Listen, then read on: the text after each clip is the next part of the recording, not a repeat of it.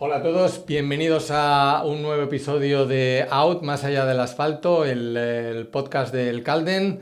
Y hoy tenemos un invitado de lujo que quiero presentaros, lo tengo sentado aquí delante de mí y es naturalista y especialista en conservación. Entonces vamos a empezar a entender exactamente en qué consiste. Con todos vosotros, Salva Castillo. Bueno, encantado de estar aquí Encantado de tenerte, y echar encantado un ratico con vosotros, ¿no? Ya tenía yo ganas de tenerte ahí sentado en esa silla, Ah, que sí, bueno, aquí ya llevamos un rato esperando. Oye, Así que vamos a ver, bien. lo primero de todo, ¿qué es un naturalista? Bueno, pues básicamente un naturalista, quizá, o desde mi punto de vista y la definición, pues podría ser como alguien que le gusta la Pero no naturaleza. saques la definición de Wikipedia, dime No, lo que para ti es un por eso. naturalista. Pues un naturalista un poco, quizá, o una persona que le gusta la naturaleza, que le gusta disfrutar de la naturaleza y que le gusta, pues bueno, en mi caso trabajar con ella y dedicarme a ella un poco, ¿no? Pues Sí. el otro día también escuchaba que, bueno, la gente pues busca ciertos trabajos y tal, sino que para mí ser naturalista es algo que es vocacional, algo con lo que he nacido, con lo que he aprendido y con lo que, pues bueno, actualmente estoy O sea, que aquí. tú, naturalista, en principio no necesita o no necesariamente necesita unos estudios específicos de biología o de alguna cosa, nada de particular. Pues seguramente no, porque, bueno, el que es biólogo es porque ha estudiado biología, ¿no? Evidentemente. Yo empecé biología, pero nunca la terminé, porque empecé a trabajar en proyectos de conservación justamente en ese momento de mi vida y decidí pues, un poco cortarme a dedicarme ya directamente a eso, ¿no? Al final lo que me ha dado esa sapiencia o ese saber sobre el mundo de la naturaleza o sobre a lo que yo me dedico particularmente, pues ha sido la naturaleza, la gente que la rodea y todo eso, con lo cual me siento como realmente un naturalista, ¿no? Porque he estudiado ciertas cosas, evidentemente tienes que estudiar ciertas Una cosas, base, tienes que para tener leerte, una tienes que base, tener ¿no? una base, pero después, una vez que ya impones esa base con el tema del estudio, al igual que cuando empieza uno en primaria o en la EGB, pues te dan una base, ¿no?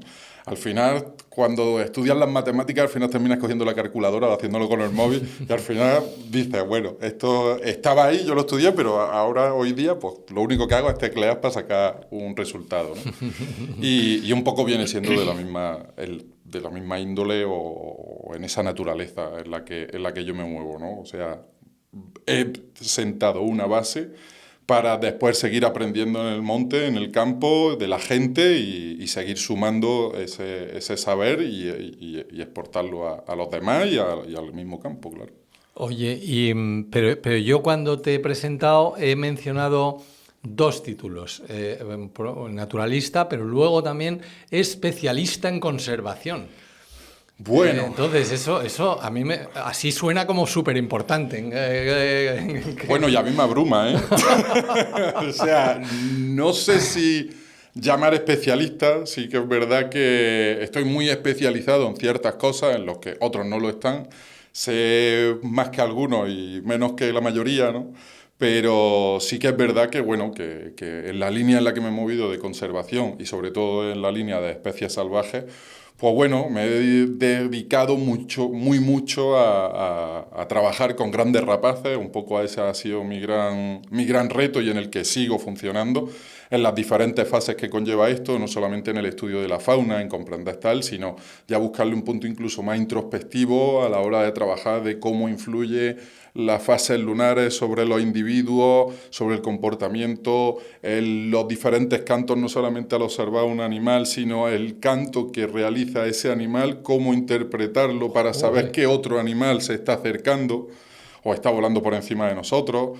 O sea, por ejemplo, como una curruca capirotada, pues tiene diferentes sonidos y algunos de esos sonidos lo que nos muestran es que, por ejemplo, hay un predador terrestre o un predador volando, ¿no? Entonces, muchas veces a la hora de trabajar en el campo, justamente ese tipo de cosas, ese tipo de alertas son las que te alertan realmente de que otro pájaro con el que puedas estar trabajando en concreto, con un águila de Bonelli o con un águila real, con una limoche, con un buitre, con cualquier individuo, pues te lo está alertando antes de que tú lo veas realmente, ¿no? Vale, pero eso es, digamos, la parte de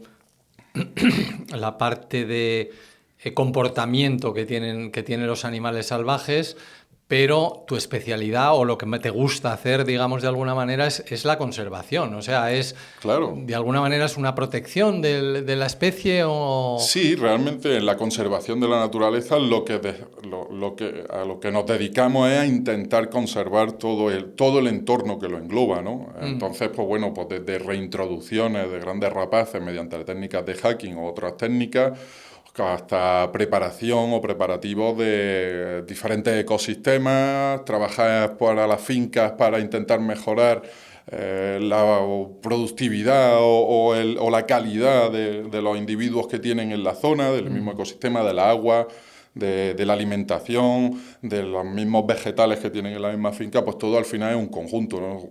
Una de las partes de la conservación, que en mi caso, como especialista más en la línea de la águila, trabajamos con la águila como bioindicadores de ecosistemas. ¿Por qué? Porque dentro de la cadena trófica los grandes predadores son A ver, un poco... a ver, que me estás manejando tecnología. No. No, lo que pasa es que en principio, o sea, quiero decir que al final el podcast no es... muy especializado, no es técnicamente tan... Entonces sí te diría que nos expliques esos conceptos, más que nada porque seguro que a la gente le apetece enterarse de lo que estamos hablando. Entonces, tú hablabas del águila como bioindicador. ¿Eso qué quiere decir? ¿Qué es un bioindicador? Un bioindicador, pues bueno, en este caso sería una especie que no indica cómo está el resto de la cadena trófica en ese ecosistema. O sea, La cadena trófica... La cadena trófica, digamos que sería como una especie de triángulo en el que están los grandes predadores, como puede ser el oso, el lobo, las grandes rapaces, y por debajo de ella están pues individuos, por ejemplo, que son su presa, como por ejemplo las palomas, las perdices, es como la pirámide alimentaria, pero de bichos. Efectivamente, pues justamente así. Entonces, pues trabajando todo ese desarrollo hasta abajo, porque al final... Un predador, como puede ser el águila, va a predar sobre un conejo, el conejo se va a comer la hierba también está implicada el tema de los insectos, al final todo está relacionado, ¿no? Vale. Si sabemos que nos falta ese predador en esa zona, puede ser por diferentes motivos. Entonces, por eso es un bioindicador de la calidad de los ecosistemas. O sea que enseguida, a base de conocer y investigar si faltan determinados animales en la cadena, entiendo que cada ecosistema distinto tiene una cadena trófica distinta. Efectivamente, sí. Ya estoy empezando a hablar como bien, naturalista. Claro, yo me lío aquí y te cuento las cosas como creo que se deberían de entender, pero muchas veces me vengo arriba. No, pero a ver, creo que lo suyo es que aprendamos un poco, pues 4 conceptos, pero lo que me gusta es aclararlos, más que nada porque, igual que yo, hay mucha gente que seguro que está intentando aprender de lo que estamos diciendo aquí. Vamos a intentar explicarlo lo mejor posible. Lo mejor posible. No, pero me parece muy, muy interesante. O sea, lo que haces tú es estudiar determinados ecosistemas a través de una especie bandera, que en este caso, por ejemplo, sería una gran rapaz, un águila. Sí. Ese sería el elemento bioindicador de ese ecosistema en concreto. Ya podemos irnos a la línea del desierto, podemos irnos a un bosque, podemos irnos a las altas cumbres. En cualquier lugar, las especies que hay en ese sitio nos van a indicar cuáles son las faltas, las problemáticas que tenemos en ese ecosistema o si todo está perfecto y está en su punto, equilibrado. Fíjate que a mí me pongo a pensarlo y yo, claro, como no tengo ni idea, pues hablo por hablar, pero yo hubiera empezado por el de abajo, más que por el de arriba, por el águila, fíjate, pero me resulta curioso, es interesante, claro, tiene su lógica, porque así vas viendo... Claro, quizás sea más rápido trabajar justamente en el de arriba porque puedes saber perfectamente qué es lo que hay debajo. Qué es lo que hay debajo y qué es lo que te puede faltar o no te puede faltar. Claro. Entonces, pues bueno, porque si empiezas, por ejemplo, diciendo aquí hay mucho conejo, vale, hay mucho conejo porque hay mucho conejo. A lo mejor es porque hay una sobrealimentación por parte de la gente que hay en la zona. Entonces, pues bueno, pues digamos que echan mucha hierba en el sitio o tienen muchísimo grano, ¿no? Sí. Entonces, pues hay una sobreexplotación de esa biomasa, de ese individuo, del conejo. Pero lo mismo no hay águilas que equilibren la población de conejo, ¿no? Sí. Las águilas normalmente, por ejemplo, se van ahí a los individuos que están más afectados por enfermedades porque son más fáciles de capturarlos. A los individuos sanos los dejan en el ecosistema. Entonces, sabemos que equilibran ese punto ecosistémico y esa especie en concreto. Buah, es súper interesante esto. Oye, historia que te he Fíjate. contado, ¿eh? Oye, me parece una pregunta que hago siempre y que se me ha olvidado hacértela al principio. O sea, tú tú eres de Granada. Yo soy de Granada. Bien, De Granada, entonces, ¿no? Granada. Después la gente Granada. me dice de Granada. ¿Cómo acabas ahí? ¿Cómo acabas metido en este mundo? O sea, desde pequeño te apetece meterte, te apetece el mundo natural o sea, ¿cómo se hace esa transición a donde has Buah, llegado? esta transición es compleja en mi parte, ¿vale? O sea, Sí, no vengo bueno, de una familia... tenemos 3 horas, no te preocupes, ¿no? Entonces ya está para adelante. No vengo de una familia que se haya dedicado siempre a este tipo de cosas, ¿no? Sino que, por ejemplo, mi familia, pues mis padres eran un comercial, era gente pues, que se dedicaba al comercio, etcétera, etcétera. Después, pues mi abuelo pues, estaba en su pueblo, en Alhama de Granada. Y allí fue un poco, quizá cuando era pequeñito, entre los olivos que tenían ellos, cuando me gustó lo que pasaba, ¿no? Al final, pues bueno, algo tienes dentro siempre, ¿no? Pero cuando mi abuelo una vez me explicó cómo se cogían las liebres, con básicamente lo que era, y fue una cosa que siempre se me ha quedado en la cabeza, que fue justamente la de, él llevaba un bastón, y entonces tú cuando veías una liebre, la liebre no podía saber que tú la habías visto. Entonces nunca conectabas directamente con los ojos con la liebre, pero sí que hablabas como si estuvieras entretenido sin verla, pero te ibas acercando poco a poco a ella. Una historia, sí, pero es así. Y entonces, claro, ese punto de la comprensión de la naturaleza fue un poco la que me hizo el chip, ese punto de entender, el punto etológico de ese individuo, ¿no? De la liebre, el conocer El cómo era el comportamiento. comportamiento. Y entonces cuando se acercaba a ella, ¿no? Él decía, pues tú cuando ya estás cerca de ella, entonces ¡pa! Y le pegas el mochazo. Y claro, y ya has capturado una liebre, pero nunca tengas la conexión directa con el individuo. Y eso me hizo clic entre los olivos de mi abuelo. Y a partir de ahí, pues yo creo que ya empecé eso de que siempre dicen los niños, ¿no? Que ¿tú qué quieres ser de mayor? Y yo decía, veterinario. Ahora, hoy día, pues por ejemplo, no querría serlo. Pero sí que es verdad que eso me hizo cambiar la perspectiva de todo esto, ¿no? Pues al final pues, cursas tus estudios, siempre me he dedicado un poco a la línea de formación profesional de grado superior en todo lo medioambientalmente que había en ese momento, ¿no? Sí, Los porque al grados final superiores. veterinario nada. Claro, al final veterinario nada. De ahí salté a la línea de hacer práctica en un centro de recuperación. Allí empecé a comprender más de cerca cómo funcionaba eso. Básicamente a limpiar mierda de las mudas, como se dice, ¿no? Pero a través de limpiar la mierda, pues tú podías determinar, a través de ese excremento, podías determinar si el animal estaba sano o no estaba sano, tenía problemas del hígado, tenía problemas de diferentes partes. ¿Pruebas o lo pruebas? No, lo ves, ya está. Que si lo quieres probar y miras el tacto, también vale, ¿eh? Que en el mundo del rastreo y de todo esto también nos vale todo eso. Ah, sí, Pero sí. eso era un poco Bueno. lo que me incentivó a ello, ¿no? A ver, Sí. voy a beber un poco de agua. No, bueno, hombre, me parece una manera excelente de siendo un joven que estás buscando un poco La por referencia, dónde, por dónde, ¿no? ¿no? Pues un poco iba por ahí la historia y entonces cuando empecé a hacer prácticas allí, pues bueno,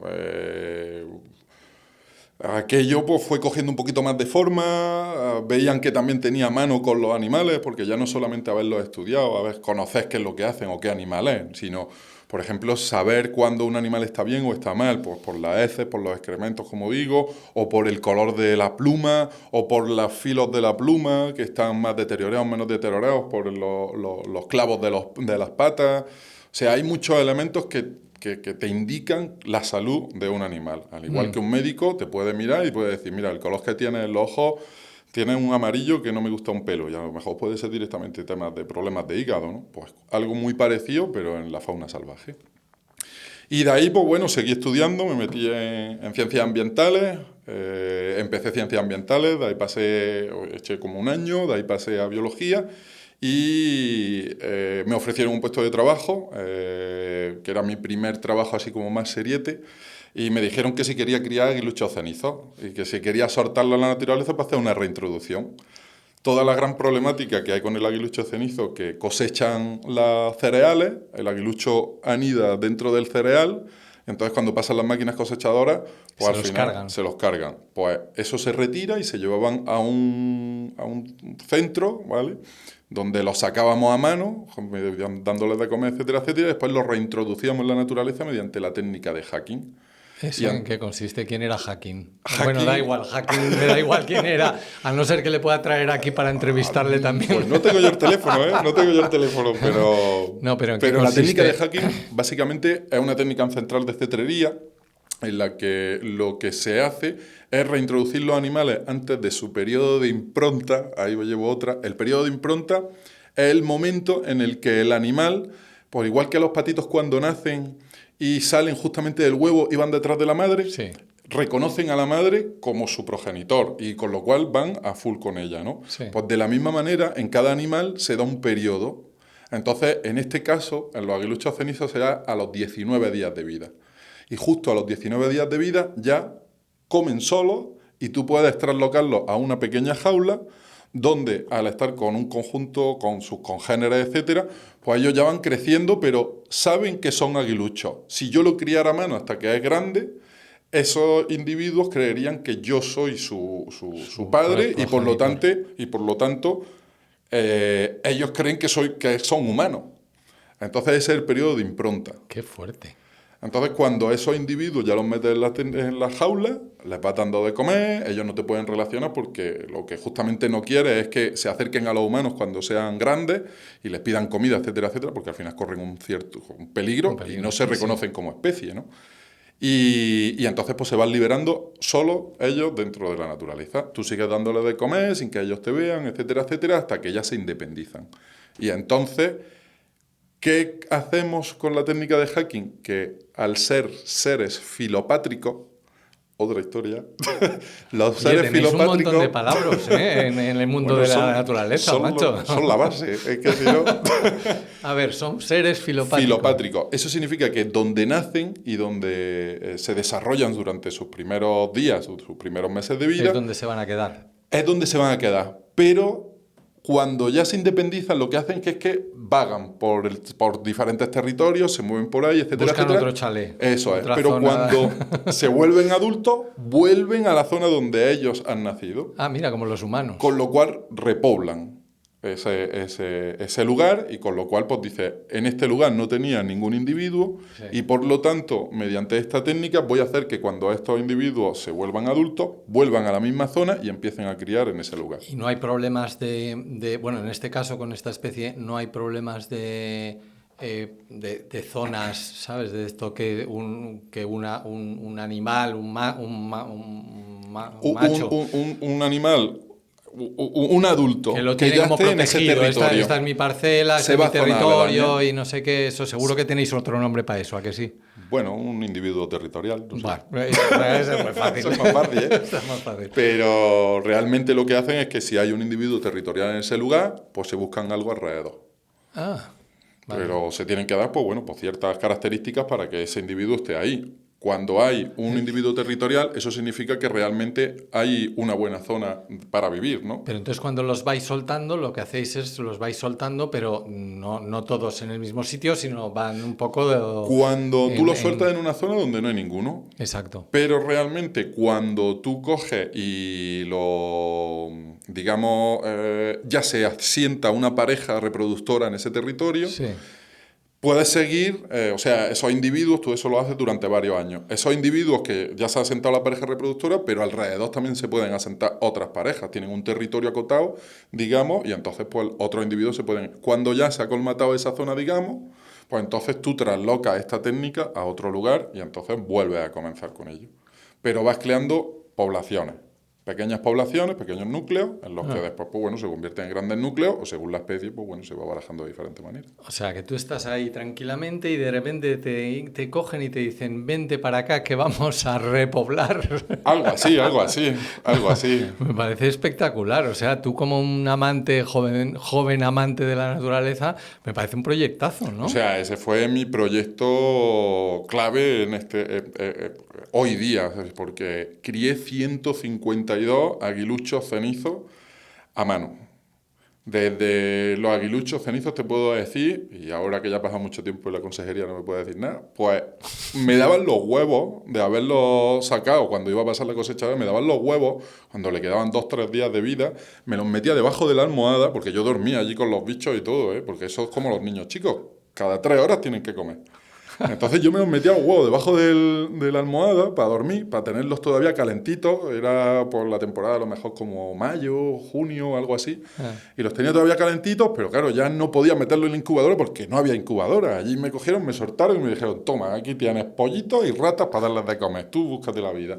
Y entonces, pues... ¿Y ratas para darles de comer? Un momento, que eso se nos ha pasado un poco por encima. ¿Cómo que ratas para...? Si es un pollito, ¿cómo le vas a dar una rata? Claro, por la pica. Entonces tú coges, a ti te dan los pollitos, que son los aguiluchos en este caso, o las águilas, que después pasea a otros bichos. Sí. Pero en este caso te dan unos pollitos, que son tus águilas. Y O- ahora tú o eso tienes que darle de comer. O huevecitos. O huevecitos, que Pero esos eran los que entonces menos. Pero que me nacían debajo de la almohada, ¿eh? Sí, sí, me pillaban. Pi, pi, pi, ps. Eso era una historia, pero era súper bonito. Y al día siguiente, pues yo ya pues los ayudaba, sacabas tus pollitos y entonces pues empezaba a darle de comer. Claro, ¿qué le dabas de comer? Lo suyo es darle comida natural, ¿no? Porque al final la comida natural es la que más nutrientes tiene y no la congelada como pueden venir de otro lugar, ¿no? Sí. Pues carne congelada. Pues entonces te daban por ratas, en este caso por ratas, que era carne roja, carne más proteica, más potente y que ayuda muchísimo más al crecimiento de cualquier individuo. Entonces, pues a ti te daba una rata, tú cogías, la troceabas, esto sonará raro, pero la metías en una picadora y lo que salía pues se lo daba a los pollitos de 3 días. ¿Qué ibas a hacer? O de un día, ¿sabes? Que eso era así. Cuando eran más grandes, pues las troceaba en trozos diferentes, más grandecitos, y ellos ya solos pues se lo iban comiendo hasta que tenían 19 días y los implantábamos dentro de la jaula de Hacking. Y ya pues la iba dando de comer allí y ellos solos pues troceaban su alimento y hasta que se hacían grandes y salían a volar. Y ya empezaban a cazar por sí mismos también. Pero, y entonces, ¿esto lo hiciste durante cuánto tiempo? Eso fue con 20, creo que con 21, 22 y 23. Mm. Y después... O sea, tú eras, vamos, o sea, eres el rey de las águilas, estas... No, no, no. Vamos, o sea... Aquí hay mucha gente metida en esta historia, ¿eh? O sea, cada uno se especializa, pero sí que es verdad que a mí de muy jovencillo pues me tocó una historia como esta. Y entonces pues me pareció muy bonito y ya nunca quise salir de eso. Claro. Y entonces, pues nada, pues de ahí pues ya me ofrecieron otro puesto de trabajo con el tema del lince ibérico y empecé a trabajar con el lince ibérico en el centro de recuperación, con los proyectos de conservación antes de que pegara la explosión demográfica que ha pegado en los últimos 7 años, El lince. el lince ibérico, y pues quedaban 178 ejemplares creo que en toda España, en todo el mundo. Y entonces pues te lo llevaban al centro de recuperación y tú allí pues a lo mejor se había peleado un animal con otro. Me acuerdo de uno en particular que se llamaba Pétalo, que lo habían cogido del monte porque se había peleado con otro. Pétalo que los que trabajaban en el proyecto de conservación le habían puesto como la supernena, que se llamaban Pétalo, no sé qué, no sé cuánto, ¿no? Pues le habían puesto Pétalo a un macho adulto de 23 kilos de peso, era un bicho que pesaba más actualmente que habían cogido, y lo trajeron allí al centro de recuperación. Pues claro, pues yo me sentaba enfrente del bicho a 2, 3, 4, 5 metros y me sentaba enfrente de él y lo observaba y hablaba con él, porque yo tenía que comprender lo que él necesitaba, que no solamente era recuperarse de las heridas que le había causado el otro macho, sino también como ver cuáles eran sus reacciones y yo aprender también de ellas, porque eso después me lo iba a llevar al campo y sabía que ese iba a ser mi futuro en la línea, ¿no? El trabajar y intentar comprender etológicamente a los individuos con los que trabajaba para poder ya tener mejores resultados en ese aspecto. Claro, porque el objetivo es que cuando los sueltes, pues que vivan lo más posible, el mayor tiempo posible y que Y con la mayor repoblen calidad posible. con la mayor calidad de vida posible. Con lo Eso cual, es. claro, cuanto más aprendas del animal, mejor. Claro, y ya no solamente eso, otra de las líneas que me ha gustado mucho y en las que actualmente también trabajo de diferente manera, o sea, yo siempre me he dedicado y una manera de ganarme la vidilla, porque en el mundo de los animales hasta hace pocos años no se ganaba nada de dinero, no era rentable, o sea, voluntariado y voluntariado y horas y horas y horas, y así, pues yo qué sé, me había tirado 13, 14, 15 años, ¿no? Y entonces pues yo pues cogía y hacía proyectos para niños de esto de campamentos de verano, diseñaba campamentos de verano de una semana y se los vendía a las empresas. Y así yo me iba Pero justificando. campamentos de verano relacionados con los animales o algo así, No, ¿o no tiene nada campamentos que de ver? verano en general. Sí que en la mayoría de los campamentos de verano se dan en la naturaleza, ¿no? Sí. En los sitios estos. Pues entonces yo se los vendía o trabajaba como monitor. Entonces, toda esa línea también, porque siempre se me han dado bien los bichos en general, humanos y no humanos, ¿no? Entonces, trabajar con esa línea también me ha permitido querer englobarla dentro del mundo de la conservación y trabajar en conjunto, ¿no? Sí. O sea, también estamos aquí un poco porque después pues, la gente va a ver esto, ¿no? Y va a comprender la naturaleza de un modo diferente, quizás, ¿no? El que lo vea, pues seguramente mucha gente que no sabía lo que era un hacking, impronta o lo que sea, ¿no? Claro. Entonces, esa unión de esas dos partes me parece súper interesante y súper necesaria en el mundo en el que vivimos hoy día, para el mundo de la conservación de la naturaleza en general. Me parece flipante porque yo creo que esto es una cosa que en general la gente no conoce, nadie sabe a qué se dedica un especialista en conservación. O sea, ¿sabes? Y me parece proyectos muy, muy chulos. Y hay que trabajar mucho, hay que estudiar mucho, hay que Sí. saber las cosas y aplicarlas con buena cabeza, ¿no? O sea, no solamente vale que vayas con buena fe, sino con cierta lógica y con coherencia a la hora de ¿Cómo plantear. progresa tu carrera a partir de ahí? Bueno, Después a de lo partir del de ahí lince. entra la crisis de 2008, Ah, 2005-2008, esa sí. crisis que hubo, y todo, digamos, que cambia, ¿no? Echan a un montón de gente de la Consejería de Medio Ambiente, entre ellos me tocó a mí, también porque mi jefa, no he tenido jefa más mala que esa, que de verdad, tengo que decirlo, no voy a decir el nombre, pero Un un saludo saludo, un saludo.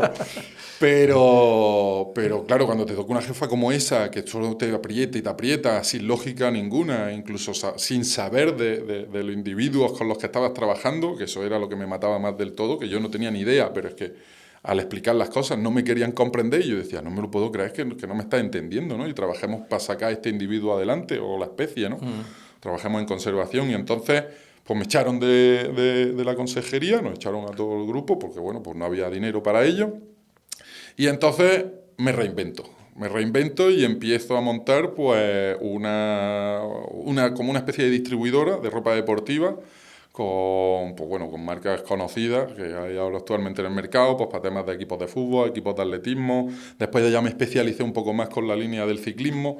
Yo siempre he hecho mucho deporte, incluso deporte de competición, y Pero entonces vaya pues me pedazo de interesó. cambio, esto es un volantazo en toda la regla, vamos. Pero totalmente, o sea, no sabes cuánto me complicó la asistencia eso, ¿eh? Ya te digo. Pero si vas con buena actitud ante ese tipo de cosas, le das la vuelta a la tortilla y entonces empiezas a entender las cosas desde otro punto de vista. Y entonces empiezas a comprender el mundo comercial, empiezas a entender el mundo de la distribución, de la venta, de cómo este mundo funciona.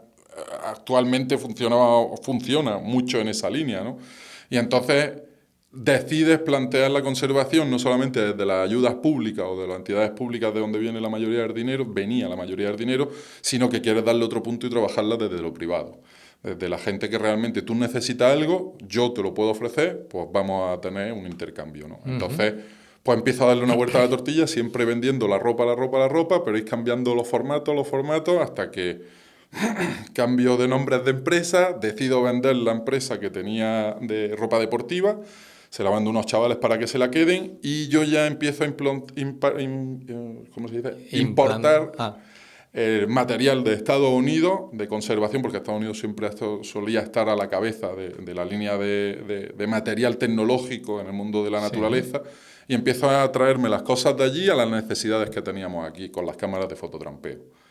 Y junto con un socio que tenía americano, pues lo planteamos así un poco, al estilo compadre, hasta que ya dije, venga, vamos a especializarnos en esto y vamos a funcionar. Y ya empezamos con las cámaras de fototrampeo, implantarlas en los proyectos, en las fincas, funcionamiento. O sea, era material con el que yo personalmente ya estaba trabajando cuando iba al campo, pero lo que quería también era darle esa opción a la gente y esa facilidad de que tuvieran ese material.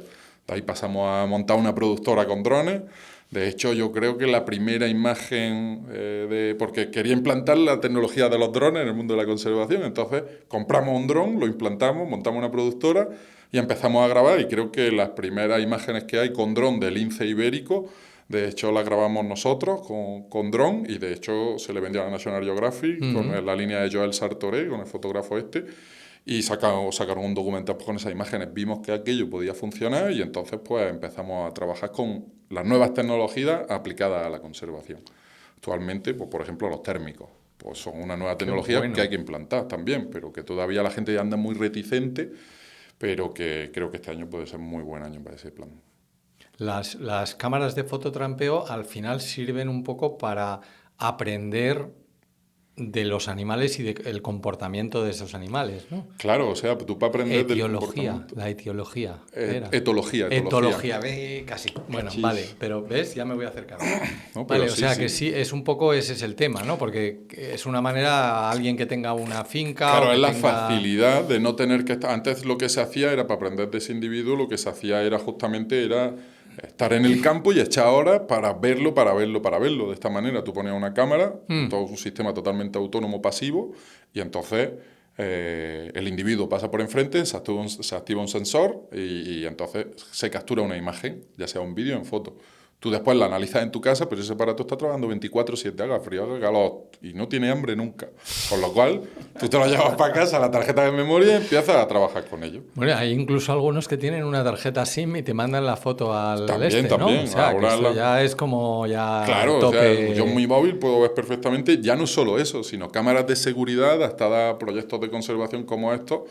Yo tengo 24/7 en la aplicación del móvil una cámara que está visualizando el individuo, pues ya bien sea en su nido en particular o bien sea en, pues no lo sé, en su proyecto en un concreto o en la zona o el espacio que suele utilizar por la noche a tal hora, en fin, que me está dando una serie de datos que de otra manera no podría ver. Pero las cámaras estas, tú las pones en un sitio donde se supone, entiendo que has estudiado Claro, las huellas o los caminos o hay que tal, y hacer un los pones estudio en un previo. sitio donde tú sabes que de alguna manera algún bicho pasa, ¿no? Eso es. O sea, yo, por ejemplo, quiero saber cuándo pasa el lobo por algún lado. Pues lo Vale. primero que me tengo que ir a ese lugar, observar la zona, ver los puntos de paso, ver si hay huellas, excrementos, olores, rascadas en un árbol, etcétera, etcétera. Y una vez Sí. que he posicionado eso y sabiendo un poco los movimientos que esa especie realiza, Sí. pues entonces yo coloco la cámara. Vale. Entonces estudio eso. Vale, porque la otra opción que acabas de decir es porque así ponemos la cámara donde hay un nido y no sé qué, o sea, tú puedes llegar a hacerlo al revés, es decir, poner la cámara donde hay un nido. Bueno, al revés no. También, previamente he observado dónde hay una especie en concreto, un águila real, y entonces sé que ese águila real anida en ese lugar. Y yo, por ejemplo, quiero saber lo que come ese individuo en ese territorio que él tiene, ¿no? En esa zona, en ese Sí, ecosistema. pero ¿cómo te vas a acercar a poner una cámara? Porque ahí a lo mejor, yo no sé, no tengo ni idea, ¿no? Pues Pero, entonces coge y según la biología del individuo, no todo el tiempo están en ese lugar, solamente en la época de cría. Ellos tienen un territorio global que utilizan. pero el nido es el mismo. Pero el nido es el mismo o es diferente, pero normalmente las águilas tienen diferentes nidos, pero suelen criar en uno o en dos en concreto. Ah, Entonces tú coges y en el momento en el que no están allí, que viene siendo una época del año, que no voy a decir porque después hay mucho malaje, pero entonces tú te vas, físicamente, y que estás muy preparado también para este tipo de cosas, porque cuando se hacen 50 nidos de águila en lo alto de las montañas X a 2.000 metros de altura, pues el coche lo dejas en un sitio, cargas con una mochila de 32 kilos de material de escalada y subes hasta la cresta y mediante trabajos verticales bajas, por ejemplo, haces tu trabajo, después te subes y dejas que la cámara trabaje durante un largo periodo de tiempo. Analizas con las imágenes, pues analizas alimentación, comportamiento, problemática, yo qué sé, puedes estudiar 1000 cosas a través de la imagen. las cámaras estas funcionan con una batería que dura un montón, ¿no? ¿O qué? Funcionan con una batería, normalmente con pilas o con una plaquita solar, pero tú las configuras también, pues según del objetivo que tú tengas, pues las configuras en función de las necesidades que vayas a necesitar. Claro, realmente consumen muy poco, porque si se activan solo cuando pasa algo delante de ellas, que el sensor se activa, pues eso está... Eso se consumen muy poco, vamos, se pueden tirar un año, se pueden tirar 2, se pueden ¿Sí? tirar según cuántas fotos eches, como todo, pues al final te duran más o menos. Que si no te toca subir otra vez a la montaña. Al final vas a tener que subir otra vez a recogerlo, así que, pero bueno. Pero también forma parte de la experiencia, ¿no? Y ya no solamente a nivel físico de ese deporte que realizas, sino también a nivel mental, que tienes que estar también muy preparado para este tipo de trabajos que realizas. Oye, ¿tú te entrenas? Sí, yo entreno. O sea, quiero decir, haces un entrenamiento independientemente de lo que es subir a la montaña, poner una cámara o lo que sea sí. o tal.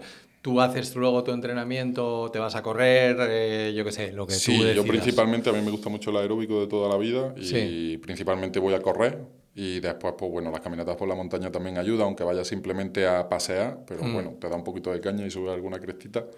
Y después, pues bueno, en casa, pues si le metes algunos ejercicios, pues bueno, ya más personales, antes iba al gimnasio, estas cosas que tal, pero ya llevo como 7 o 10 años que no, pero desde casa, pues coges pues algunos pesos y tal, trabajando bien, trabajando con lógica tu cuerpo y conociéndote a ti, pues ya tengo la edad que tengo y entonces pues ya un poco me conozco, ¿no? Entonces, con poco peso sí que le saco mucha rentabilidad a eso y todos los días, bueno, un día sí, un día no, pues bueno, voy trabajando el físico porque tienes que estar preparado para todas estas cosas, si no, cuando haces Claro, cosas como esta, al final... es lo que yo digo, que al final 32 kilos de peso de material de escalada, no sé qué, tienes que escalarte 2000 y pico metros de altura, oye, eso es una tirada, ¿eh? Eso son Bueno, escalarte, unas escalarte. cuantas horas, Pero ¿sabes? que sí, o sea, normalmente eso te lleva de 6 a 8 horas una actuación Claro, sí, como sí, esa. sí, sí, sí, todo el Entonces tienes día. que estar medio preparado. Sí, sí, sí, sí. Y la gente dice que no, pero cuando haces mucho, haces un día uno y es todo muy bonito, pero cuando haces un montón, pues ya las cosas cambian.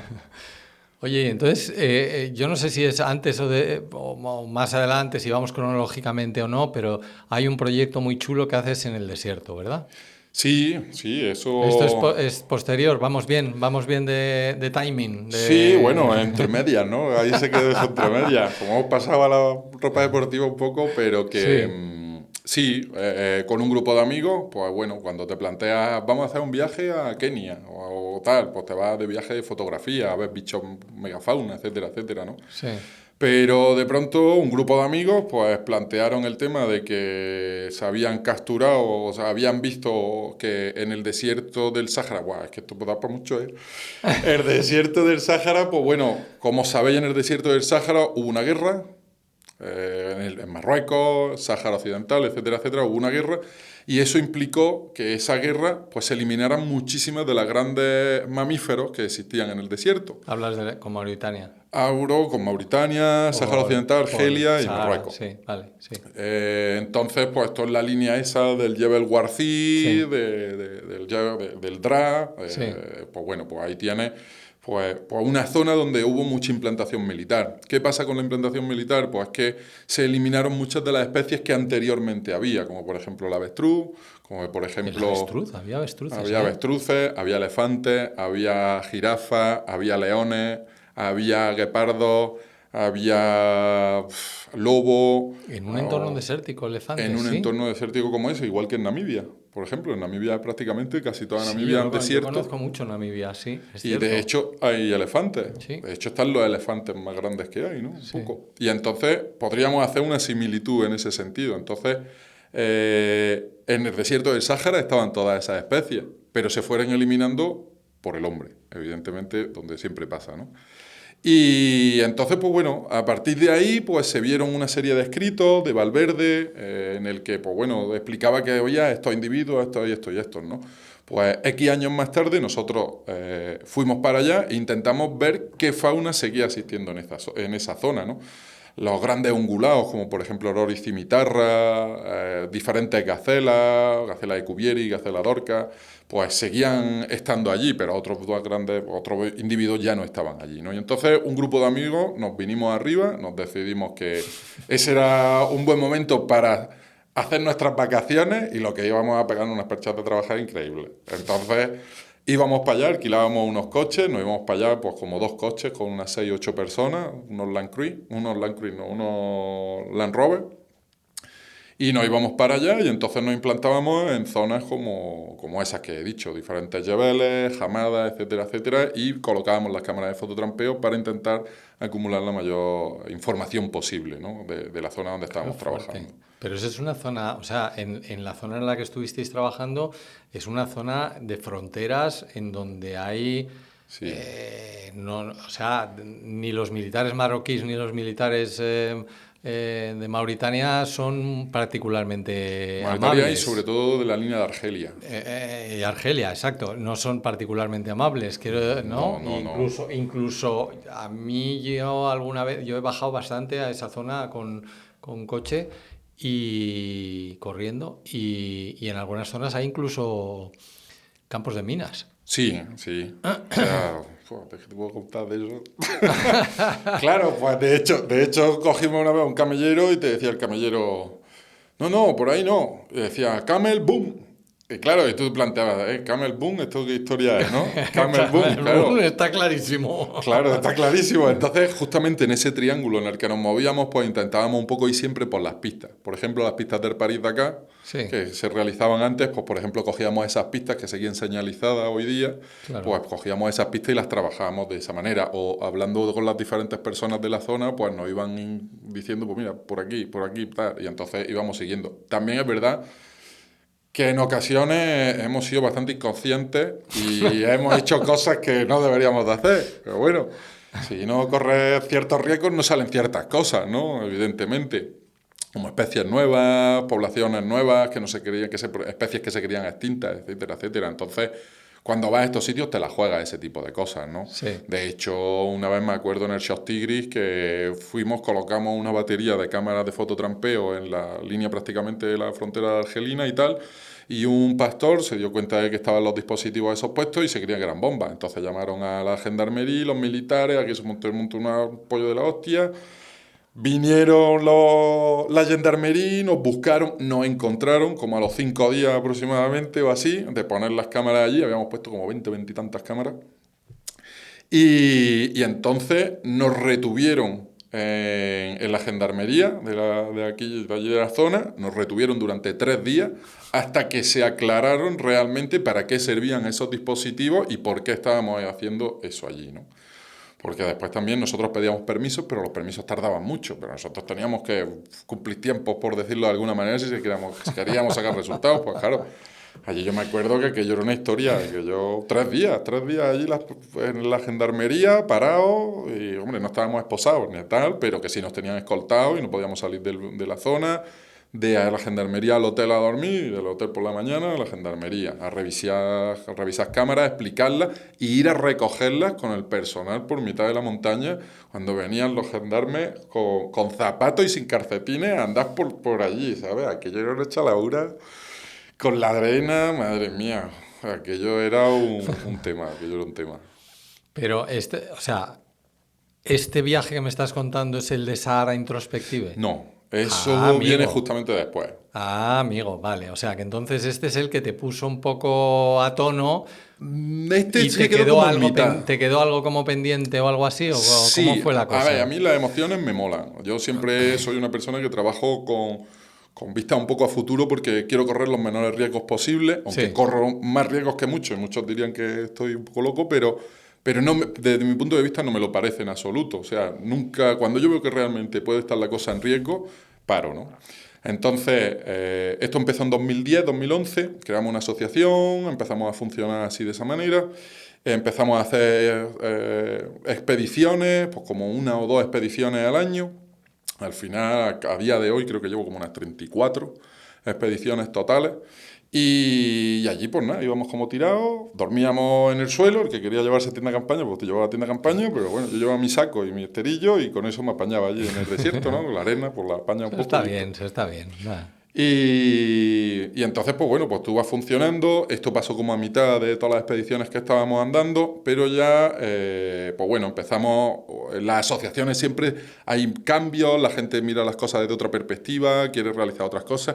Y mi idea un poco era que en vez de pagarnos nosotros las expediciones de manera de nuestro bolsillo, que siempre estábamos sacándolo, ya te digo que hasta 4 expediciones al año llegábamos a hacer, pues darle un punto de vista diferente, ¿no? O sea, estábamos realizando trabajos muy potentes a nivel científico y creo que eso habría que mostrárselo al resto de la gente, ¿no? Cuando tú ¿Hacíais alguna publicación Sí, un poco después de de cada sí, expedición o algo por el normalmente hacíamos estilo? eso, pero eran más publicaciones de tipo artículo científico, o sea, cosas muy concretas, específicas y para un nicho de gente muy pequeño, ¿no? Ya. Entonces mi pretensión un poco en esa asociación o por mi granito de arena, pues planteé el de cambiar el formato y empezar a mostrárselo a gente más de a pie, ¿no? Sí, El tipo de personas que éramos, porque deberíamos de estar orgullosos del tipo de trabajo que estábamos haciendo y el esfuerzo tan grande que estábamos realizando, ¿no? sí. O sea, pues íbamos 8 personas y recorríamos 12 kilómetros durante todo el día andando, subiendo cumbres, bajando tajos, con todo lo que conlleva eso, las minas, lo otro, pues al final pues dices, coño, es que nos estamos enlomando para hacer esto, ¿no? Y entonces me planteé eso, ¿no? Hubo un cambio dentro de la asociación y entonces, pues bueno, decidimos separarnos de esa línea y yo decidí que no quería perder toda esa línea de imágenes que ya habíamos grabado y toda esa inversión que se había hecho. Panasonic en este caso entró dentro de la historia que queríamos trabajar y entonces, pues bueno, pues me patrocinaron y me dejaron a mi disposición un montón de material para grabar todo este tipo de expediciones y planteé realizar una que se llama Sáhara Introspectivo. Ahí está. Y entonces, pues, el Sáhara Introspectivo ya no solamente era el conocer las especies que estaban ahí a nivel científico, sino que intentar que las especies esas, ¿no?, me mostraran otros caminos diferentes, más personales, ¿no? Más físicos, más mentales, más profundos dentro de... Y ahí sí que vas solo. Y ahí es cuando empecé a trabajar con un compañero, empezó... La historia de Sáhara Introspectivo realmente empezó 4 días antes de que entrara el COVID en España. Vaya por Dios. Decidí comprarme un coche 2 semanas antes y decidí empezar con este proyecto fuerte. Y entonces me fui con un colega 4 días antes de que cerraran la frontera y nos la cerraron. Y entonces nos quedamos en el desierto del Sáhara, allí en la parte Pero pegando... no podíais ni moveros, ¿eh? O sea, no, pues quedaron fue bloqueados. Un viaje increíble, ni bloqueados ni nada, que éramos Dios. Éramos Dios porque... Claro, tú llegas allí y de pronto te viene un colega que te dice, tú, que esto es una pandemia, que se va a liar parda, que tal, que no sé qué, que yo me subo para arriba, un amigo fotógrafo de Lugo Melone, y se subía para arriba con el que estábamos. Yo filmaba, digamos, vídeos y él era un fotógrafo profesional, que eso. Yo no era profesional, pero tenía acceso a cosas que los demás no tenían, simplemente por hacer las cosas que hacía. Sí. Y entonces pues decidí coger y le dije a mi colega, Alberto, ¿qué hacemos? Nos lo planteamos, nos quedamos, y me dice, pues vamos a quedarnos, tal, no sé qué. Si eso seguro que abren a los 2 días. Y era, pues ya está, pues venga, pues para adelante. Y seguimos para el sur, cogimos Merzuga. De Merzuga nos quedamos allí varios días en la zona de las dunas, de los wet aquellos. Muy bien, eso es precioso, la zona de Merzuga es brutal, vamos. Y de allí, pues bueno, hicimos ciertas conexiones, vimos que había mucho movimiento y seguimos dirección sur por el DRA. Claro, nadie podía decirnos nada porque todo el mundo no estaba. O sea, allí no había nadie y nadie nos podía decir nada. También las conexiones con Europa no eran las mismas, ¿no? Por redes sociales, etcétera. Pues todavía la sensación esa tardó como unos 10 días más en entrar. Pero claro, a eso se sumó la pandemia. Nosotros, historias, nuestra familia nos decía, oye, que aquí está pasando, que están los militares, que aquí ha pasado tal, que aquí ha pasado cual. Mi colega se iba a casar, venía la mujer de México, venía para España a casarse con él. Al final mi colega tampoco se puede casar, que se me va a cumplir la movida. Bueno, aquello fue un poco desastre, la gente empieza a coger el virus, la gente entra en la ansiedad y empieza a improntárnosla a nosotros, metérnosla adentro. Sí. Era una historia bastante fantástica, pero nosotros éramos libres. Estábamos en el en desierto. mitad del desierto, en mitad de las dunas, donde estabais Agua y vosotros comida. dos. O sea, es que no había manera de contagiaros de nada, Claro, no había nadie más. Claro, pero ya no era solo ese problema, era simplemente que éramos libres. Nadie nos decía nada. Hasta que llegamos a Asa, y en Asa compramos víveres, compramos comida para meternos otra vez ya en el desierto más puro, que era allí un poco la zona aquella del Jebel Guarcí, del Dra y de la Jamada de Tinduf y tal. Sí. Entonces compramos material, nos fuimos a la esquina donde teníamos el último punto de cobertura, llamamos por teléfono a nuestra familia, esto, acá. Pues mira, joder, tened mucho cuidado, que aquí está la cosa súper mal, y de pronto vienen los militares, con una Vespino. Vienen los militares con una Vespino, vosotros dos, seguidme a la gendarmería. Nos paramos en la gendarmería. ¿Qué hacemos aquí? Y claro, no se querían acercar a los europeos, los gendarmes, por miedo a contagiarse de lo del virus. Y entonces nosotros, enfrente de la gendarmería, yo esperando a ver qué hacíamos, y le digo a mi colega, ¿qué pasa, tío? ¿Qué hacemos? Dice, yo qué sé, Salva, son las 2 de la mañana, pues, y esta gente no se quiere acercar, Y cuando se metieron para adentro, le digo a mi colega, nos vamos, y me dice, no tengo huevos, no tengo huevos. Claro, con la risa, cogimos, arrancamos el coche, nos fuimos y nos metimos en el desierto. Salió el Land Cruise de la gendarmería de atrás nuestra, pero nosotros ya no íbamos a parar. El kit de la cuestión era tirar para adelante, meternos por donde yo ya me había pateado todos esos caminos, sabía perfectamente cómo funcionaba en aquella zona más o menos, y entonces nos metimos a fuego allí y nos pegamos 10 días en mitad de aquello, sin nadie que nos dijera, ni muses. Pero también la gran problemática de aquello fuimos nosotros mismos. Y entonces estaba grabando, ya encontré una guarida de lobo, estaba grabando los cachorros en la guarida de lobo, Y aquello iba full, porque ya estaba sacando unas imágenes brutales de día. Yo me iba a las 5 de la mañana, volvía a las 11 de la noche, pero la crisis entre nosotros ya estaba evidente. A mis colegas se le acabaron los cigarros, ya la presión esa, la frustración. Yo tuve que empezar a ver lo que iba a pasar en el futuro. Guardé 2 litros de agua, algún tabaco que de pronto iba apareciendo un día, otro tal, no sé qué. Iban pasando cosas bueno, que tenía que yo calmarle el ansia a mi compañero para yo seguir grabando eso, ¿no? Porque mi colega quería vivir una aventura y quería vivir una sensación como esa, pero al final había que cambiar un poco el ritmo de esta historia. Y entonces, pues nada, pues terminamos peleados. O sea, peleados porque ya entramos en crisis, yo le dije que llegaba un día a las 8, me fui a hablar con el de este del Estado para ver cómo nos iban a repatriar, nos querían repatriar, evidentemente nos repatriaron al final. Mi colega entró en crisis, yo también me tuve que gestionar aquello, nos peleamos, llegamos casi a las manos, bueno, casi no, que llegamos a las manos, creo. Y aquello, claro, yo le dije que llegaba a las 8, mi colega se creía que la había abandonado porque yo me había quedado tirado en una duna, tuve que sacar el coche de la duna yo solo y estaba a 200 metros de él. Pero este se creía que la había abandonado, aquello se montó en cirio, al día siguiente empezó a soplar un viento de la hostia, la tienda de campaña de mi colega se la llevó, tuve que salir detrás de él. Como sabes, en el desierto, el puro desierto es cuando tú empiezas a masticar la arena, Sí, y eso un día y otro y otro y otro, pues se te hace muy pesado y gestionar a nivel mental todo eso sí. es muy complicado.